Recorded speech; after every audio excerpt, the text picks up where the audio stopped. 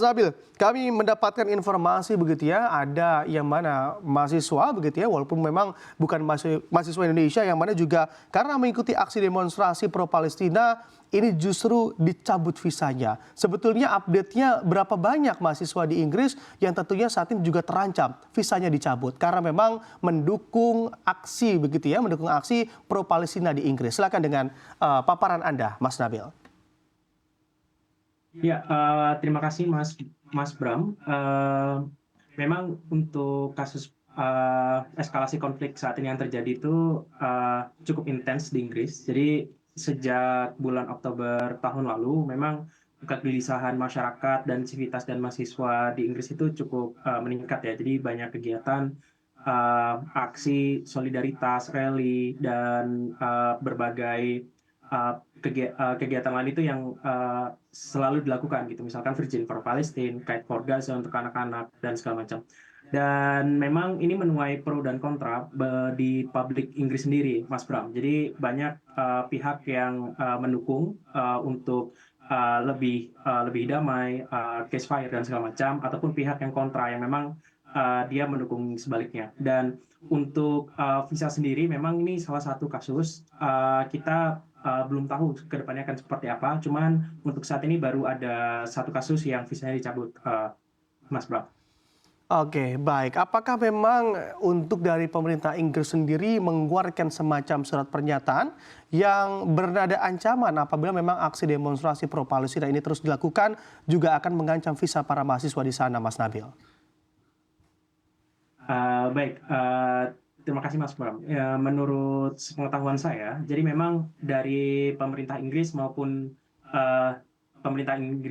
dari universitas-universitas itu mereka membuat semacam guidelines. Jadi seperti apa sih sebenarnya protes yang boleh dilakukan, atau kata-kata yang bisa dilakukan atau yang tidak bisa dilakukan, do and don'ts-nya seperti apa. Jadi terakhir mereka memang mengeluarkan guideline itu. Memang ada salah satu spesifik case di mana kalau misalkan kita keluar dari guideline itu memang akan ditindaklanjuti lebih lanjut dengan berbagai macam ini ya, ada yang misalkan kegiatannya dibubarkan atau misalkan pencabutan visa seperti yang Mas Bram ceritakan tadi. Cuman memang guideline ini sendiri memang cukup pro kontra juga karena bagi sebagian orang merasa ini terlalu membatasi kebebasan berpendapat, dan juga dirasa tidak terlalu pas seperti itu. Tapi memang ada semacam guideline yang dikeluarkan oleh pemerintah Inggris dan universitas-universitas seperti apa sih protes dan penyampaian aspirasi yang dibolehkan dan seperti apa yang diketentukan melanggar sehingga bisa ditindak lebih lanjut. Ini seperti Mas Bram. Oke, baik Mas Nabil. Kami akan menanyakan begitu ya, terkhusus bagi mahasiswa Indonesia yang berada di Cambridge atau berada di wilayah London, Inggris. Apakah memang ini juga ada yang memimpin begitu di sana untuk aksi demonstrasi agar memang mahasiswa kita aman di sana, tidak sampai berurusan dengan otoritas setempat mungkin, begitu Mas Nabil? Baik, mungkin di awal saya mau sedikit cerita tentang keadaan di Inggris, Mas Bram. Jadi yang sejak Oktober lalu itu sudah banyak kegiatan dan aksi yang dilakukan tiap akhir pekan, biasanya hari Sabtu. Lokasinya biasanya di pusat kota Cambridge atau kita biasa menyebutnya Cambridge Market Square.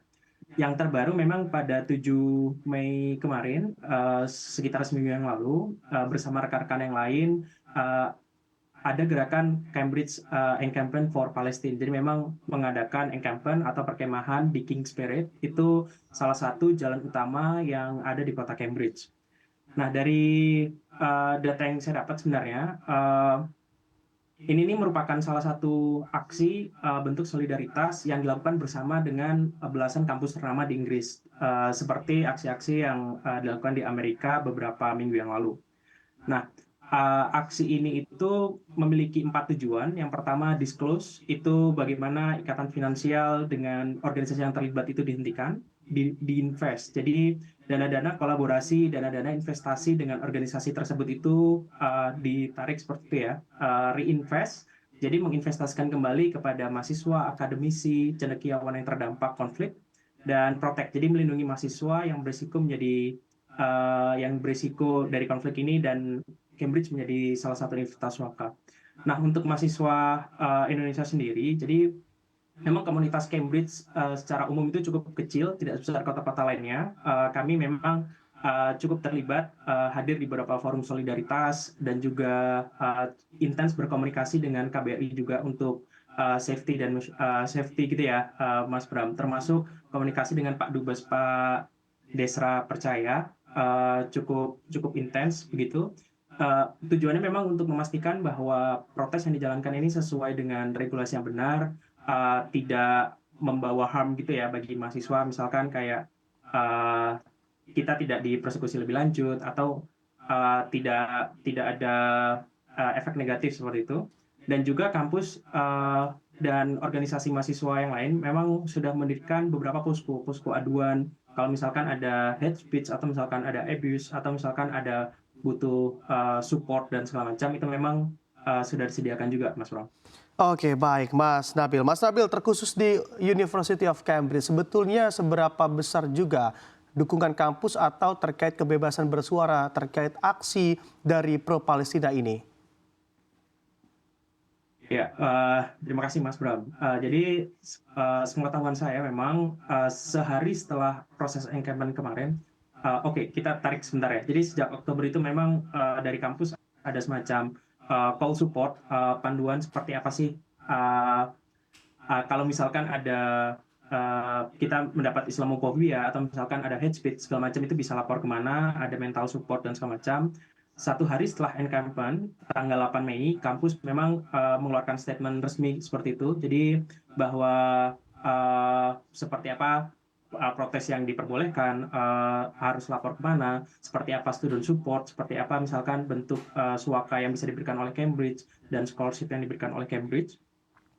Dan so far memang impact-nya cukup lumayan, Mas Bram. Jadi yang pertama memang meningkatkan public awareness ya. Jadi bagaimana konflik ini nih memang lebih dinotis oleh masyarakat secara umum, secara luas. Dan salah satu college terkaya di Inggris, di Trinity College kemarin, jadi berita terbaru kemarin telah sepakat untuk melakukan divestasi dari perusahaan-perusahaan senjata yang terlibat di konflik ini. Jadi salah satu college terkaya di Cambridge sepakat untuk menarik investasinya.